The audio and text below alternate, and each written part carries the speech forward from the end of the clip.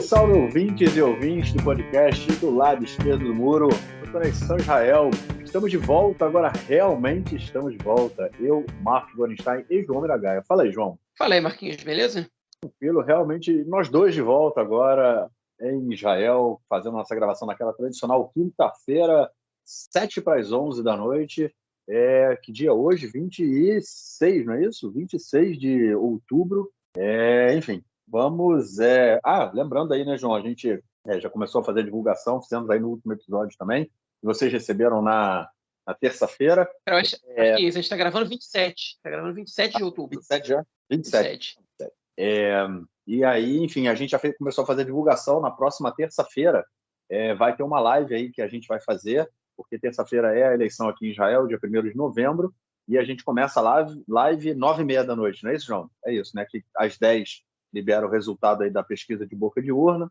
A gente vai estar comentando aí as pesquisas, né? Cada canal da televisão faz uma pesquisa, a gente vai estar com os resultados aí e vai comentar para ver o que a gente pode tirar dessa eleição, se a gente vai ter um governo estável ou não. Vamos ver o que vem pela frente. E vamos então passar já para o nosso primeiro bloco para a gente justamente falar dessa questão aí da política e da eleição na semana que vem. Bom, gente, a primeira notícia desse nosso bloco foi um áudio vazado essa semana envolvendo aí vamos dizer assim, o líder, né, do partido do sionismo religioso, o Bezalel Smotrich, e foi divulgado, foi vazado esse áudio onde ele chamava o Bibi, né, o líder aí do seu campo, do seu bloco, de mentiroso dos mentirosos, né, João? Foi aí um áudio que deixou o campo da direita aí meio com vergonha, né, de tudo que aconteceu, porque chamar o líder assim de mentiroso dos mentirosos, uma semana antes de uma eleição que não está nada decidida, pode ser um pouco complicado aí para o Smotrich. Pois é, né? Em que contexto isso foi dito? Né? Em que contexto o Smotrich disse essa frase? Como é que isso surgiu? Foi uma gravação divulgada pelo repórter Michael Shemesh, repórter político do Canal 11, da TV pública israelense, que sempre que umas gravações dessas chegam ao noticiário, né, eu me pergunto quem divulgou essa gravação, né? Porque às vezes pode ser a própria campanha do Smotrich ou algum aliado dele, pode ser feita de propósito pelo próprio Smotrich, ou ele pode ter sido pego de surpresa, né? Agora, difícil acreditar que um político vai ser traído num comentário desses. Qual foi o contexto? Por que ele chamou o Netanyahu de mentiroso dos mentirosos? E ele disse isso, na verdade, para se referir ao fato de que o Netanyahu nega constantemente o fato de que ele havia convidado o partido RAM, Partido Árabe Islâmico, para compor a coalizão com ele, algo que foi evitado justamente pelo Bezalel Smotrich, né? Ele foi o cara que virou e disse o seguinte: não, se esses caras entrarem, eu vou embora. Eles entram por uma porta e saem pela outra. Eu não faço coalizão com eles, eles são apoiadores de terroristas e blá, blá, blá, blá, blá. Eu não faço coalizão com eles, isso depois das eleições de 2021, das últimas eleições que a gente teve.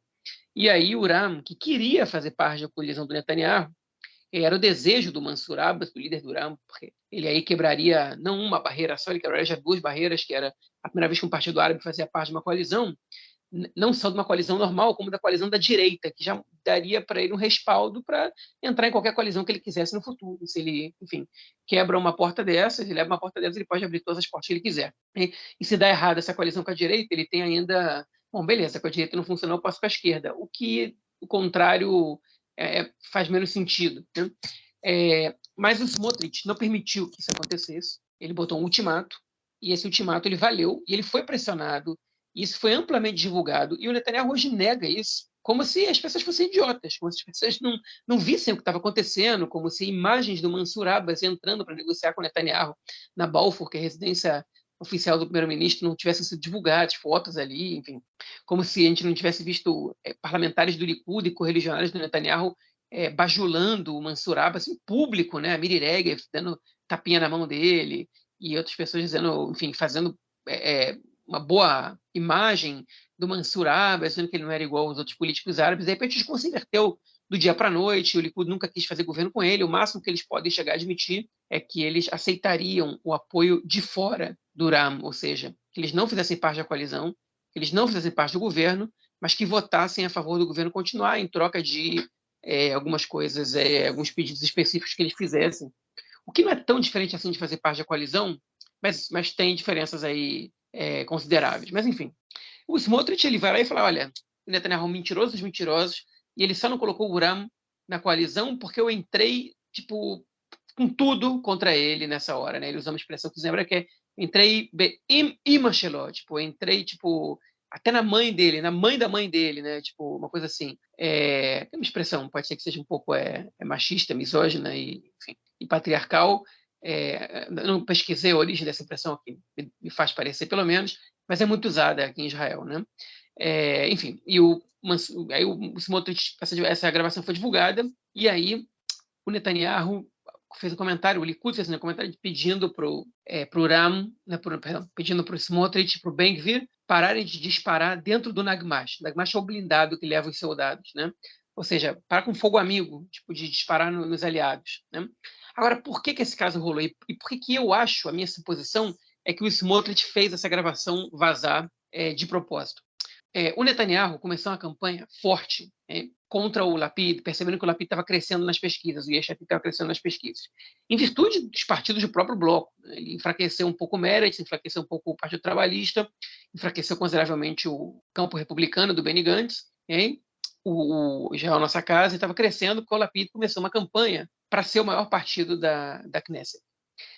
E aí o Likud não quer se ver em risco de empate com o Lapid, porque esse é um respaldo, dá uma legitimidade, né? É um respaldo popular, enfim, simbolicamente, se o Yesh Atid empatar com o Likud, ou chegar a ultrapassar o Likud, enfim, simbolicamente é uma derrota narrativa do Likud, de que eles são o maior partido, de que a maioria das pessoas vota no Netanyahu, etc, etc, né? Ainda que o bloco dele não tenha a maioria não tenha o suficiente para formar o governo, eles sustentam essa narrativa até agora. Então, Netanyahu começou a fazer uma campanha para ele ser o maior partido, né, para o Likud continuar crescendo.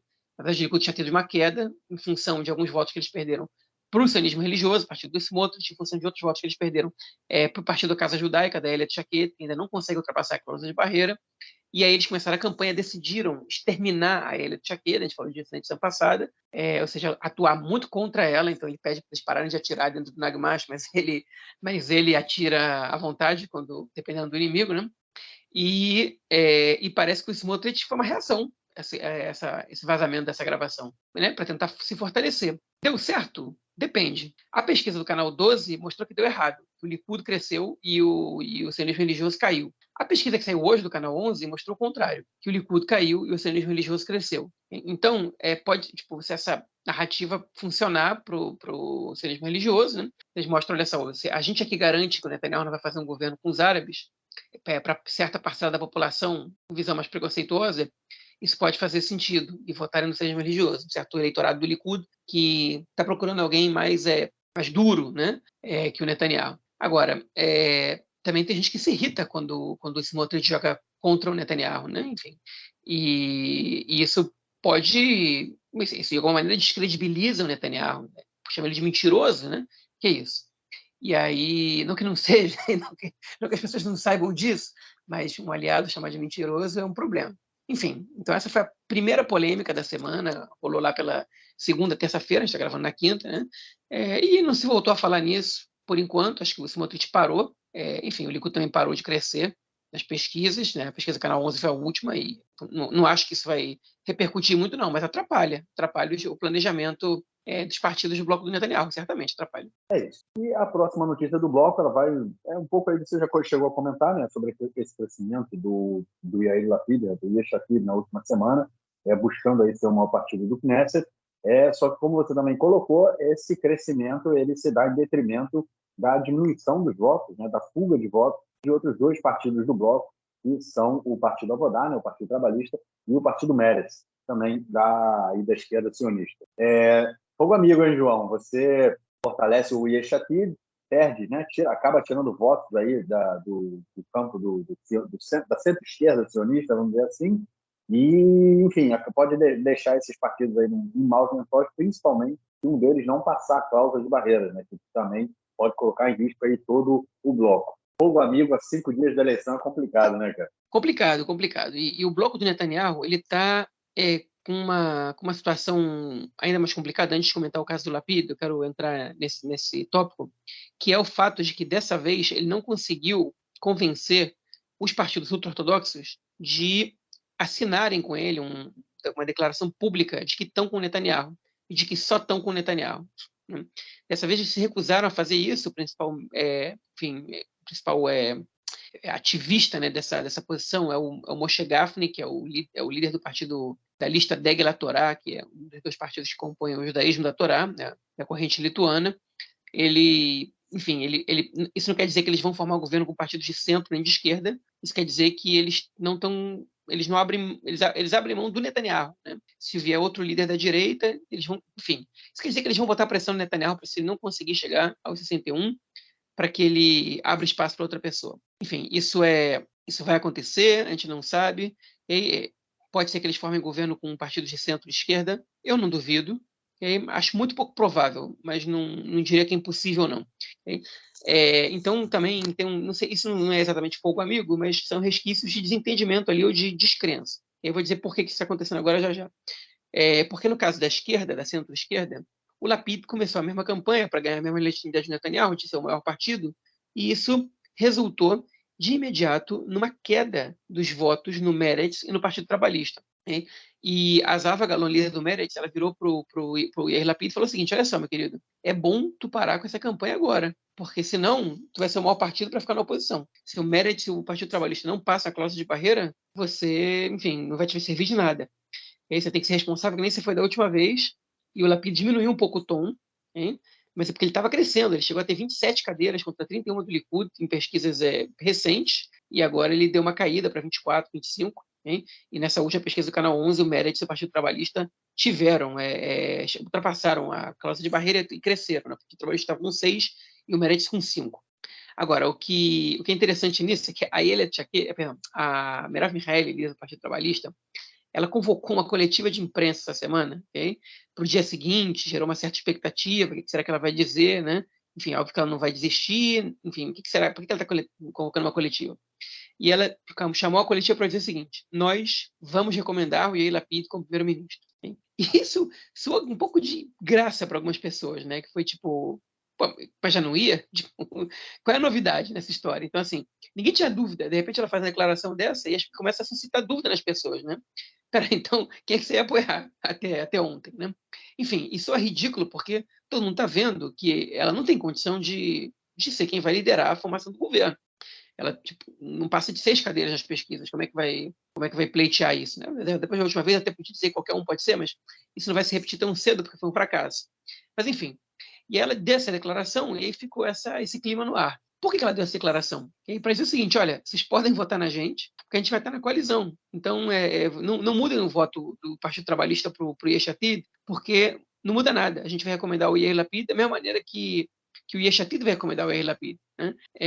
Enfim, mas não sei se surtiu muito efeito isso não, soou um pouco ridículo, né? Enfim, e ficou por isso mesmo. E aí, qual é a situação que a gente está vendo agora? As pesquisas, né, elas são praticamente unânimes no último mês. Se todos os partidos que estão ultrapassando a cláusula de barreira frequentemente nas pesquisas, na verdade em todas as pesquisas, ultrapassem, hein? Se eles todos ultrapassarem, o Netanyahu não vai chegar a 61 cadeiras. Ele fica entre 59 e 60, na grande maioria das vezes 59. Enfim, então, o que os partidos da centro-esquerda têm que fazer é a mesma coisa que fizeram nas outras eleições.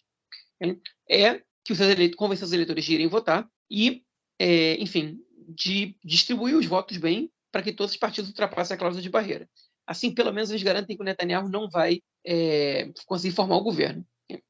E aí, depois, para eles formarem o governo, são outros 500. Mas, enfim, o primeiro objetivo é que o Netanyahu não forme, é que ele não passe 61.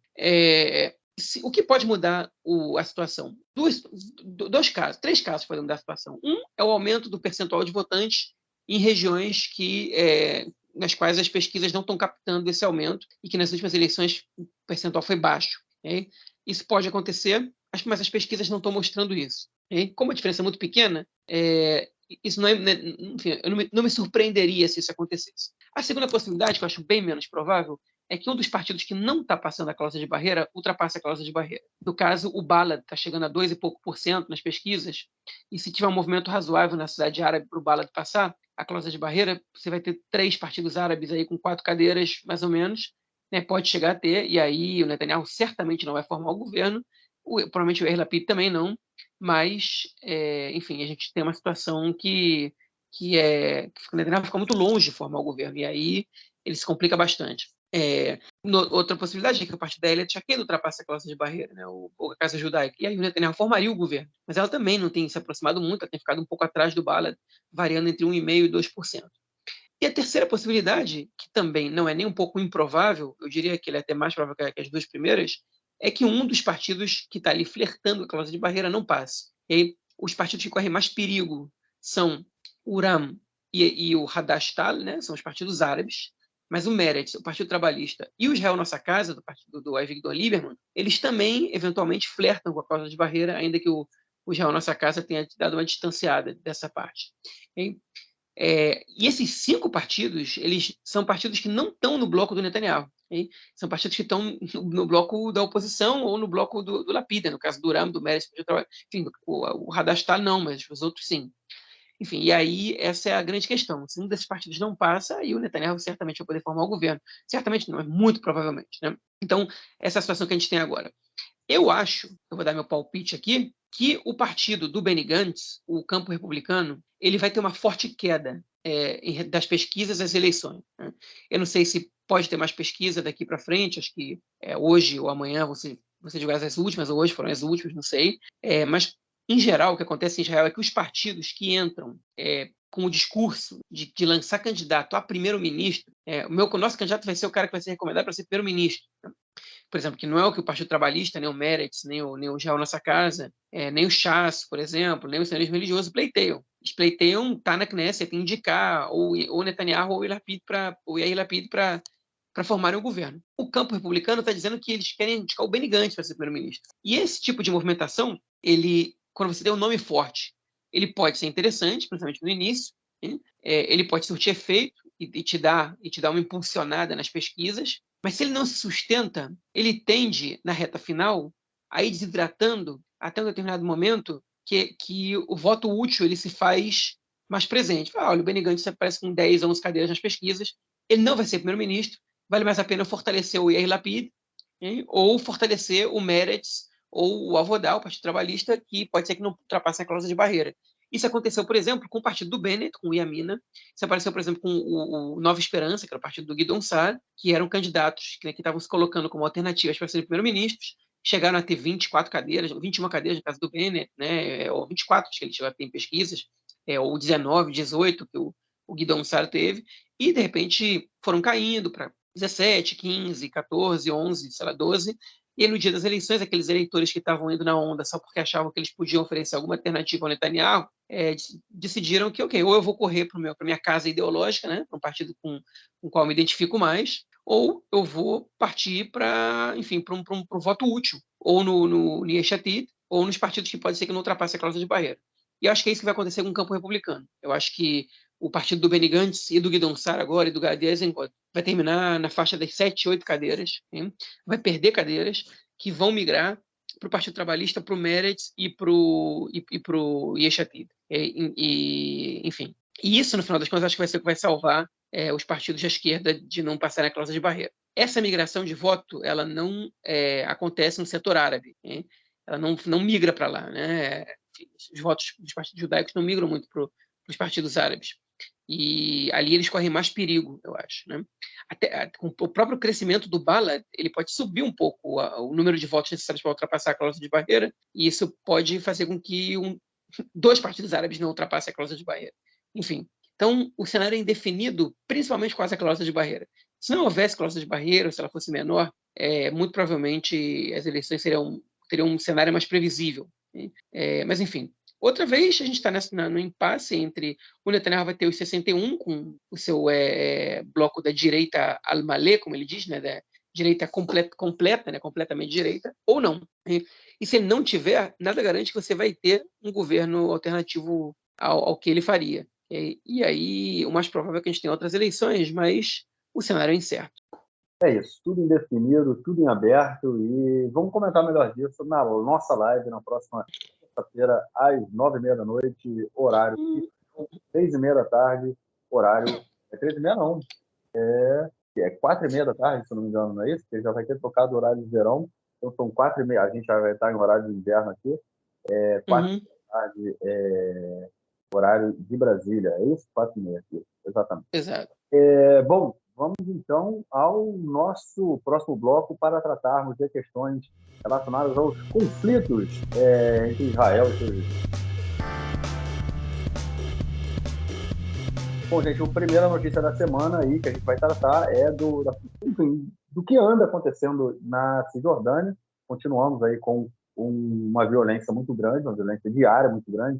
Inclusive, essa semana, depois que a gente gravou o outro podcast, eu achei alguns dados de que até o momento, a gente está aí fechando o mês de outubro, né?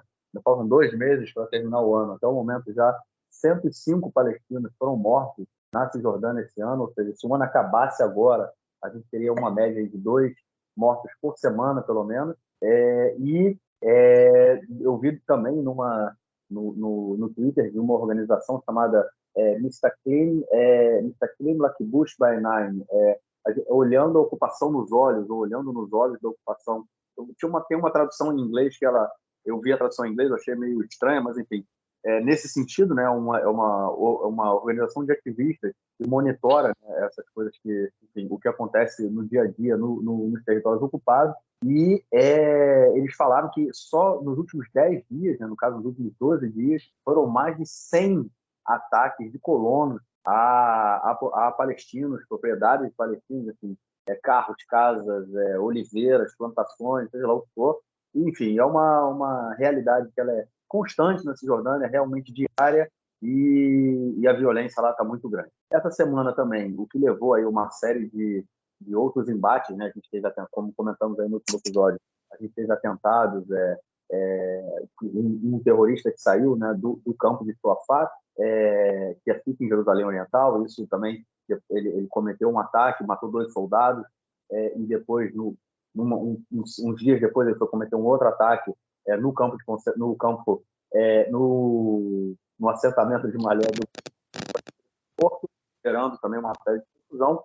E em Nablus, essa semana, teve também uma explosão, né, que deixou aí uma série de militantes do grupo palestino chamado Govarayot, foram mortos aí na região norte da Cisjordânia, o que gerou uma série de polêmicas, inclusive dentro da sociedade israelense, porque teve aí uma deputada do partido Hadash, né, do Partido Comunista, que falou que esses mortos eram mártires palestinos, e esse Twitter dela gerou uma série aí de discussões. Mas, enfim, João, complicado isso tudo, né, cara? Olha, eu queria, na verdade, falar sobre o Golvarayot, que é um fenômeno muito interessante dos palestinos e perigoso também para Israel. Eu queria, enfim, fazer uma fala sobre isso, mas eu vou guardar ela para um pouco depois das eleições no Brasil e em Israel, porque eu estou achando que agora é um pouco destoar. Mas eu vou dar um breve panorama, uma breve explicação desse grupo. Okay? O Golvarayot é um grupo que surgiu, na verdade, em Jenin, não daria para chamar de organização, porque não é. É formado por jovens, okay? Entre, sei lá, de 16, 17 anos até os 25, 26 no máximo, okay? Que se divulga pelo TikTok, membros de uma geração que não viveu a segunda intifada e que, enfim, não viveu o pior, né, da situação dos territórios. Não estou dizendo que a ocupação traz para eles uma vida boa e confortável, mas eles, enfim, as piores partes da história, eles para elas eles passaram. Eles viveram o regime do Abbas, praticamente, eles cresceram e viveram a vida inteira com os territórios da Cisjordânia, principalmente administrados pelo Fatah do Abbas, não do Arafat, que é um Fatah que renunciou à luta armada e atua contra Israel pelo meio diplomático, mas coopera com Israel em vários outros aspectos. E, ao mesmo tempo, o que eles enxergam, enfim, em relação à situação de Israel, é uma situação de pobreza. Então, é uma geração que seus pais, muitas vezes, são ligados ao Fatah, até porque boa parte dos empregos na autoridade palestina, na Cisjordânia, eles são fornecidos pelo setor público, pela autoridade palestina. Né? Então, muitos deles são filhos de pais que tiveram presos em Israel, enfim, e que têm cargos na autoridade palestina, seja como professores ou como, enfim, como assessores de secretarias especiais, etc., né, municipais ou não.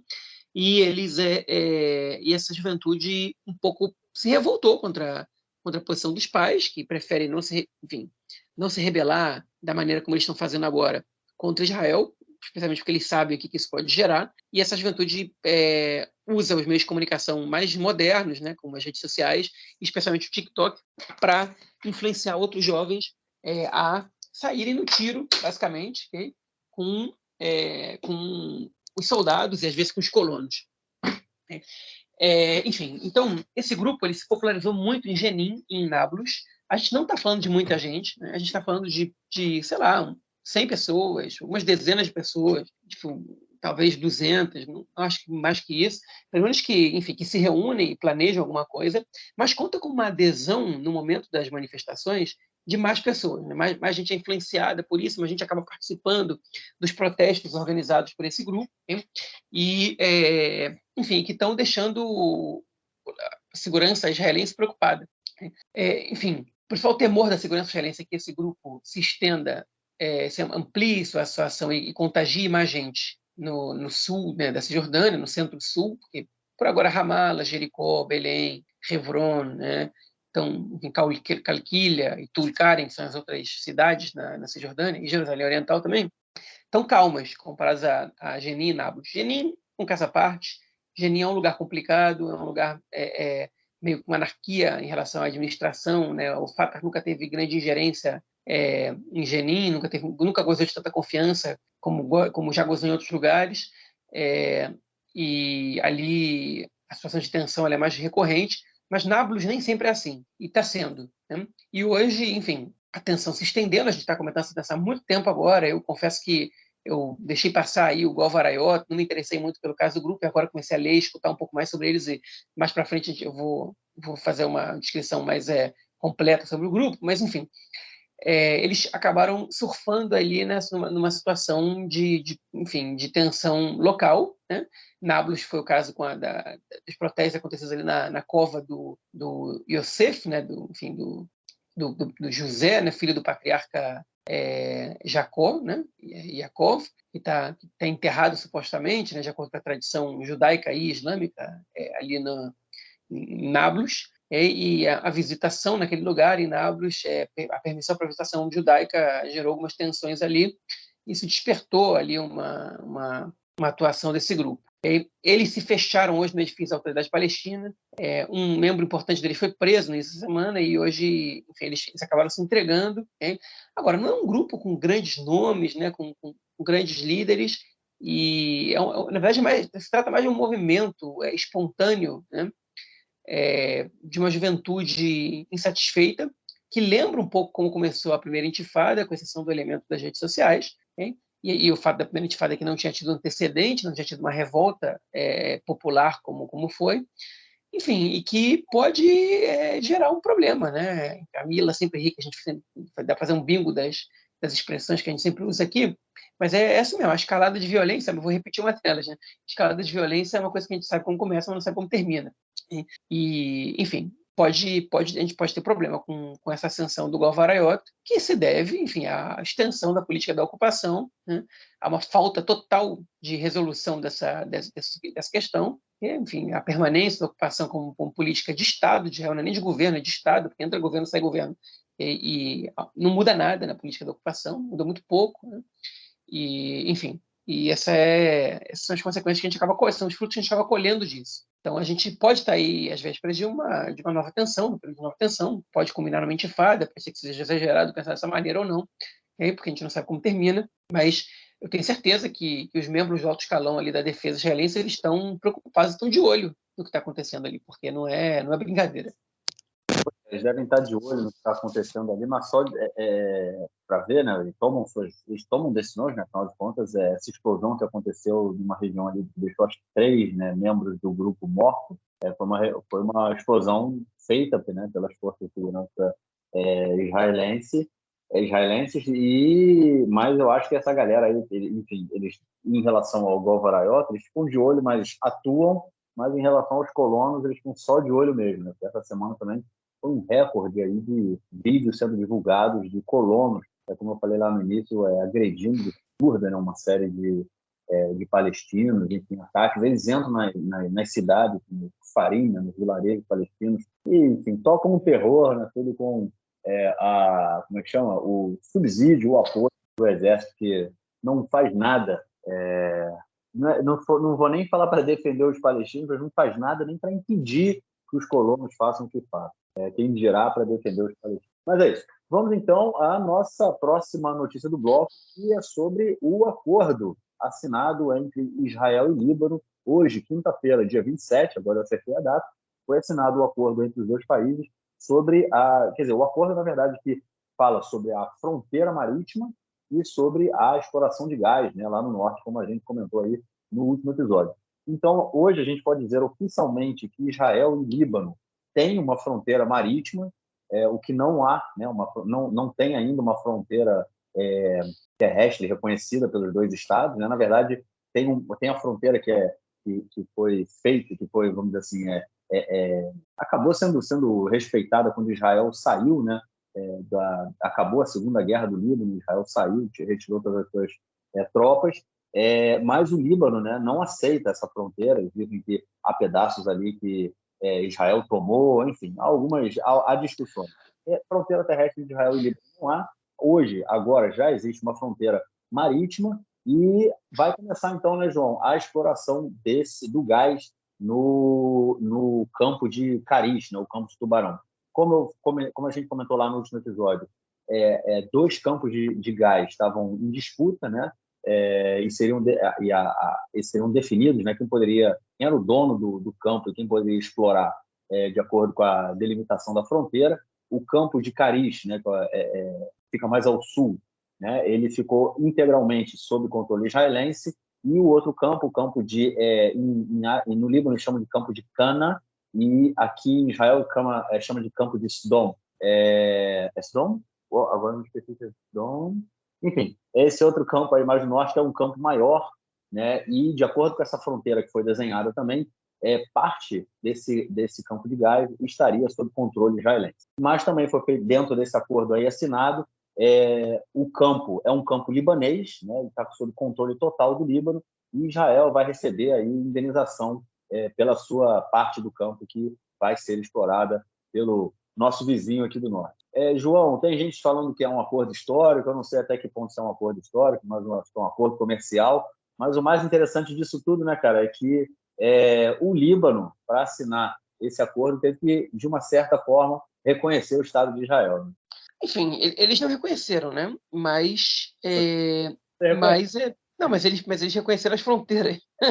Eles reconheceram a fronteira do Estado que eles não reconhecem. É estranho, né? Enfim, porque, bem ou mal, o Lapid está falando, né? Ele falou isso hoje. Não é todo dia que a gente faz um acordo com um país, um acordo de reconhecimento de fronteiras com um país inimigo. Né? Enfim, então ele tem razão no que ele está falando. É uma situação atípica e a ser comemorada pelo governo, que certamente correu para assinar esse acordo antes das eleições. Mas, enfim, a gente já comentou sobre isso na edição passada, Marquinhos já completou bem agora. Quem quiser escutar mais sobre essa questão, só voltar na edição passada. É isso.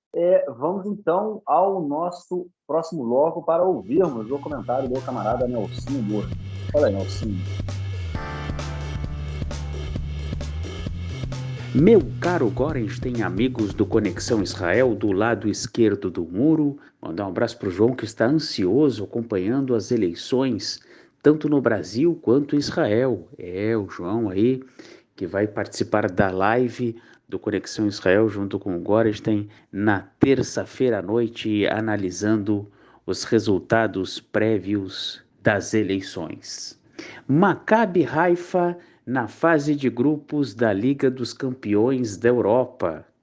O Maccabi Haifa foi até a França e foi goleado pelo Paris Saint-Germain 7-2, um resultado acachapante, um resultado elástico. No outro jogo do grupo, Benfica 4, Juventus 3. A classificação agora é a seguinte: Benfica e Paris Saint-Germain 11 pontos, Juventus e Maccabi Haifa 3. A vantagem do time italiano, da Juventus, sobre o Maccabi Haifa é no saldo de gols. A última rodada é a seguinte: Maccabi Haifa recebe o Benfica e a Juventus recebe o Paris Saint-Germain. E aí é o seguinte: se os dois jogos empatam, a Juventus fica na frente do Maccabi Haifa pelo saldo de gols. Se os dois times perdem ou vencem, a Juventus fica na frente do Maccabi Haifa pelo saldo de gols. O Maccabi Haifa tem que dar um jeito de chegar à frente da Juventus, tem que conseguir um empate ou uma vitória em casa contra o Benfica e secar a Juventus. Por quê? Porque o terceiro colocado do grupo consegue uma vaga na fase de grupos da Liga Europa, equivalente à Sul-Americana, aí na América do Sul, aí no Brasil. Então, seria muito importante para o Maccabi Haifa. Mesmo assim, a participação, mesmo que o Maccabi Haifa fique em quarto lugar do grupo, a participação não foi tão ruim. Se venceu o jogo em casa com a Juventus, se recebeu aqui no estádio Sami Ofer o Paris Saint-Germain com Neymar, Mbappé e Messi, se fez um gol no time dele, se ganhou da Juventus, mas vamos tentar também, por que não, uma casquinha. Se o Maccabi Haifa conseguir uma partida de exceção, como teve contra a Juventus, e conseguir vencer o Benfica em casa, eu acho muito difícil que a atual Juventus consiga vencer do atual Paris Saint-Germain. De repente, o Maccabi Haifa consegue essa vaga e consegue um período maior jogando competições continentais. É isso aí, um grande abraço. Obrigado, mestre, obrigado aí pelo seu comentário e, obviamente, a gente espera na semana que vem. Teve esse jogo aí do Paris Saint-Germain com o Maccabi Haifa, né? Foi na terça. Na quarta-feira de manhã, o Nelson já estava me mandando o áudio pro podcast que sai no sábado, cara. Tava nervoso, Nelson? Não, tu acha que ele tava... Talvez esteja nervoso e também, enfim, nem esperou o jogo do Hapoel Beersheva aí na Liga Europa para dar o resultado, pô. Eu cometi não é que ele cometeu um erro, ele falou assim, na gravação que ele me mandou, ele tinha falado no jogo de ontem, aí ele pediu para eu avisar que ontem era terça-feira. Eu falei, Nelson, olha só, hoje é quarta, o podcast sai sábado, cara. Manda outro áudio para mim com tudo certinho, por favor. Mas ó, para o nosso ouvinte aí, o Hapoel Beersheva empatou com o Vila Real fora de casa. Acabou de acabar o jogo, essa informação o Nelsinho não passou e está com chance de classificar, né?